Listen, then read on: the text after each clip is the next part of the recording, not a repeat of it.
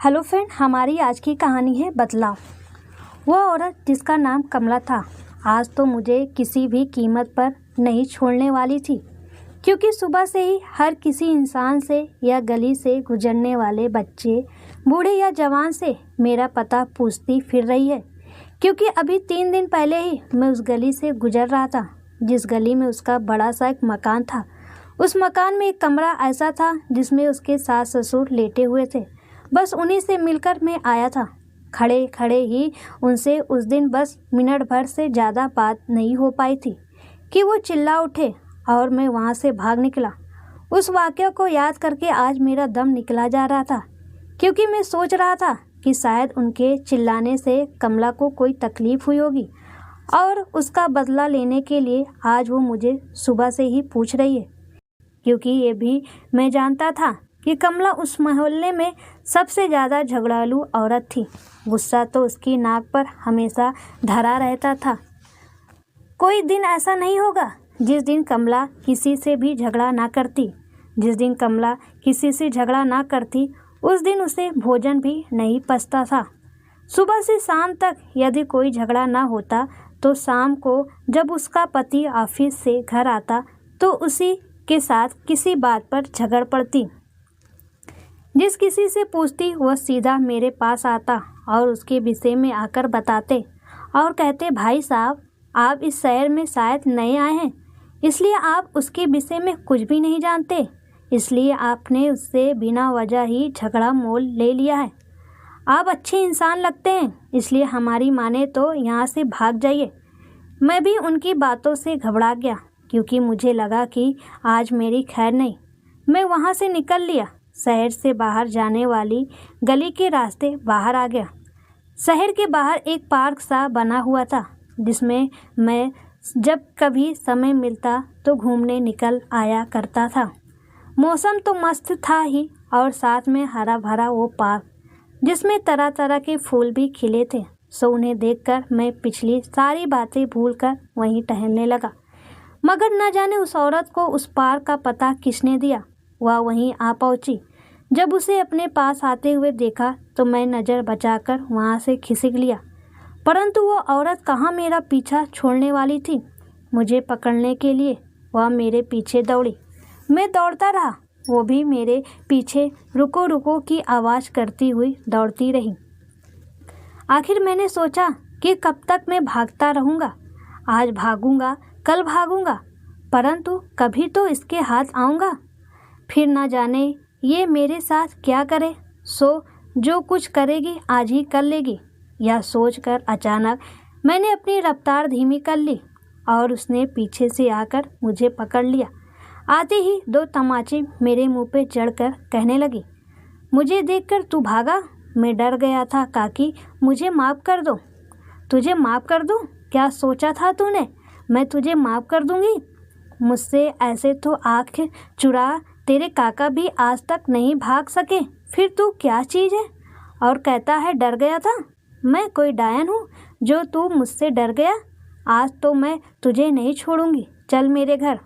मैं डरता क्या ना करता, सो उसके आगे आगे ऐसे चलने लगा जैसे कोई पशु मालिक की मार से बचने के लिए चुपचाप इधर उधर बिना देखे चलने लगा। मगर कभी कभी कनखियों से जो इधर उधर देखता तो मुझे लोगों के डरे हुए चेहरे और मेरे प्रति सहानुभूति दर्शाते हुए दिखाई दे रहे थे।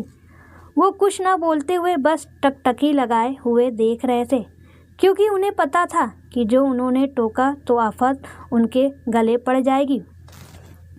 अब भी कमला के मन में जब आता तो वह मुझे लात घूंसे जड़ देती थी। उसके घर तक पहुँचते पहुँचते मुझे 20-30 थप्पड़ और बहुत से लात खानी पड़ी थी। बड़ी मुश्किल से मैं उसके घर पहुंचा। उसके घर पहुंचकर दरवाजे के अंदर दाखिल होकर उसने मुझे बड़े से चौक में एक तरफ बैठने को इशारा किया। सो मैं बहुत जल्दी वहां बैठ गया। तू ही है ना जो उस दिन मेरे घर आया था?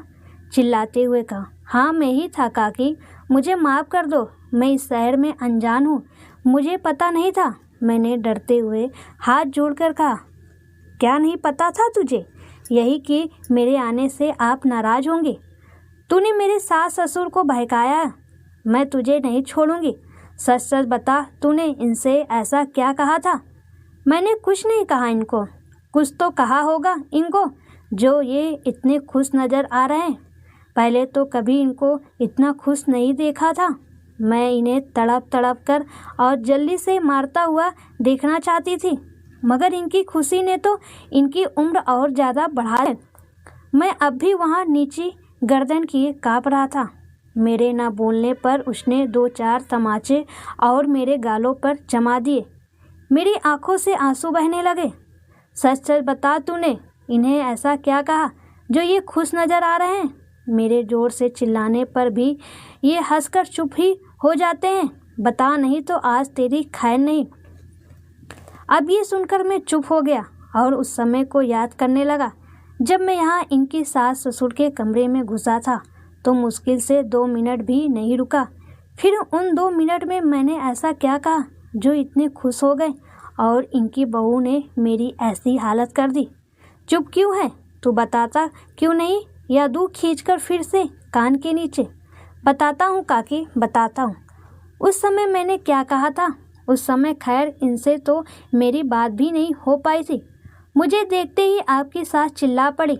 मैं वहाँ से भाग लिया। इन्हें देखकर बस मेरे मुंह से इतना ज़रूर निकला था कि इतनी जगह अथार्थ ज़मीन होने पर जब इनका ऐसा हाल है तो फिर इनकी बहुओं का हाल कैसा होगा? उनके पास तो इतनी ज़मीन भी नहीं होगी। कैसा होगा? कमला ने एक और जोर का थप्पड़ मेरे गाल पर जड़ दिया। वो तुम्हारी जगह कम होने के कारण काकी। जगह कम होने की वजह से? वो कैसे? विस्मय के साथ कमला ने पूछा। अब की बार मुझे थप्पड़ ना पड़ने की वजह से थोड़ा साहस बढ़ा और मैं बोला, अब तुम्हारे पास 400 गज जगह है, जिसमें तुम्हारे देवर जेठ 4 भाई इकट्ठा रहते हैं। तुम्हारे सास ससुर के लिए कोने में एक बैठक बना रखी है। कल को तुम्हारे 4 हिस्से होंगे तो 100 गज जमीन ही बांटने पर आएगी। तुम्हारे सास ससुर कुछ दिन के हैं। अब आपके कितने पुत्र हैं? वो मेरे तो 2 पुत्र हैं। तो फिर ये समझो दोनों के 50-50 गज जगह ही आएगी। उसमें उनका ही गुजारा मुश्किल से होगा। फिर आपकी जगह किसी वृद्धाश्रम में होगी। आज आप अपने सास ससुर को बुरा समझती हैं, कल को आपको भी सास ससुर बनना है। यही देखकर ही मैंने आपके सास ससुर से कहा था कि आप तो बहुत सुखी हैं, जो अपने ही घर के एक कोने में रह रहे हैं।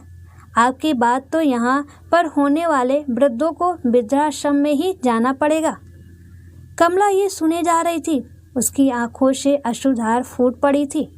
आंखों से बहता पानी गालों से होता हुआ ठोड़ी के नीचे की ओर बहने का सहारा न मिलने के कारण असहाय होकर टपकने लगा। मेरे चुप होने के बहुत देर बाद कमला अपने कांपते हुए ओठों को धीरे धीरे हिलाने लगी। शायद वह कुछ बोलने की कोशिश कर रही थी, मगर उसकी जुबान उसका साथ देने से इनकार कर रही थी। कुछ देर तक उसके ओठ ऐसे ही मरते हुए फड़फड़ाते पंछी की भांति कांपते रहे। अंत में खुले और कमला ने बोलना शुरू किया। आज तुमने मुझे बहुत बड़ी सीख दी है। आज तक मैंने अपने आस पड़ोस और अपने घर में दबदबा बना कर रखा है। किसी से झगड़ा करना मेरा एक रोज़मर्रा का काम हो गया था। इस कार से मैं अपने आने वाले कल को बिल्कुल ही भूल गई थी। मैं तो यही सोच रही थी कि आने वाले समय भी मेरा ऐसा ही दबदबा बना रहेगा। मुझे नहीं पता था कि ये दिन कभी किसी के एक समान नहीं होते। आज मेरा समय है, कल को मेरी औलाद मुझे देखकर मेरे साथ भी ऐसा ही व्यवहार करेगी। यदि मैं अपने बुजुर्ग सास ससुर की सेवा करूंगी तो हो सकता है कि मेरी औलाद भी मेरी सेवा करे, अन्यथा बुरी दशा तो होनी है। नहीं, मैं आज के बाद अपने सास ससुर की मन से सेवा करूंगी, और हाँ, आज के बाद कभी किसी से झगड़ा भी नहीं करूंगी। अब आप मुझे माफ़ कर दो, मुझसे गलती हुई है। उसकी आप जो सज़ा मुझे देना चाहो मुझे स्वीकार है। नहीं, आप तो मेरी माँ के समान है।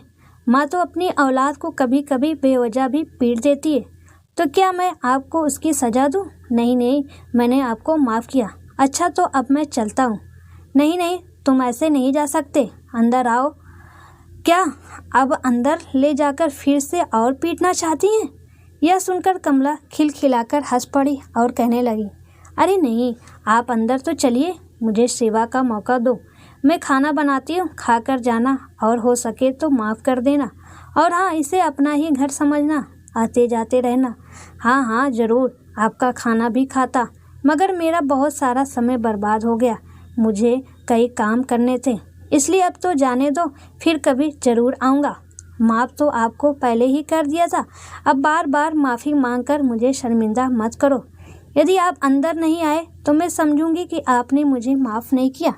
चलो मैं आपके घर के अंदर चलता हूँ, मगर खाना नहीं खाऊंगा।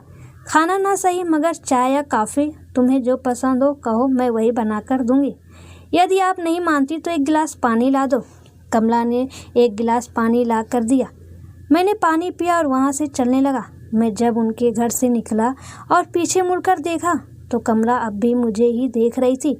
उसके बाद मैं कई बार उनके घर गया। अब तक कमला बिल्कुल बदल चुकी थी। सारे मोहल्ले वाले इसी आचरण में थे कि इसमें इतना बदलाव भला आया तो आया कहाँ से।